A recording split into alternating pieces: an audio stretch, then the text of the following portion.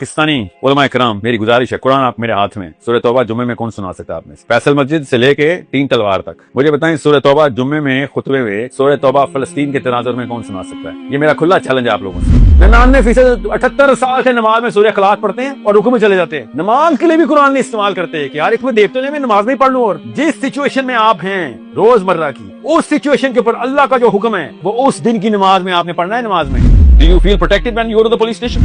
If you jump into the Quran is going to light up the country. और आप कुरान किसे सीख रहे हैं? इसको सड़क नहीं क्रॉस करनी आती। अल्लाह ताला ने कहा, क्या तूने उस शख्स को देखा जिसने अपना नफ्स अपने रब के बराबर कर दिया, अपने नफ्स को रब बना लिया अपना। हम जब इंडिया का हिस्सा थे, भारत माता महान थी क्योंकि उनका दीन है ये।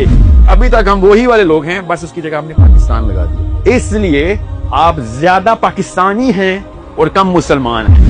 अल्लाह ताला ने पता क्या था कि जाके तुमने जालिम को कत्ल क्यों नहीं किया? जब उस बस्ती में आदमी और औरतों ने आवाज लगाई कि अखरिजना मिन हाज़िही क़रयतिज़ ज़ालिमी अहलुहा वजअल लना मिन लदुनका वलिय्यन वजअल लना मिन लदुनका नसीरा। ये कौन कह रहे? मुसलमान कह रहे थे। जब शादी करने लगे मुसलमान नुमा लड़के से, नाम मुसलमान हो सकते हैं, बेटा बात बैठ जा, लिस्ट निकाल, तेरा वाइवल होती है। पहले तो टोटल हकूक कितने और फिर हकूक की 3-4 कैटेगरीज बता दे। एक कोई मिल गया ना खवातीन आपको, एक भी। खुदा की कसम पाकिस्तानी शादी नहीं करेगा अगर अल्लाह से डरने वाला हुआ तो, कि भाई ये तो मैं पूरी नहीं कर सकता।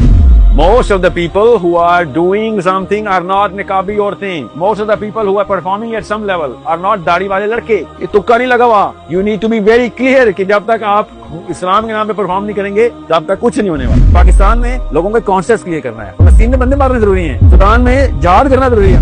कुरान को हमने डिटैच कर दिया कि ये तो तस्बीह करने के लिए अल्लाह ने निकाली थी किताब, नाऊज़ु बिल्लाह। ये डॉक्टरी की किताब थी जिससे आपने पूरी कौमों के इलाज करने थे। Just for 5 minutes, do nothing but imagine the day of judgment.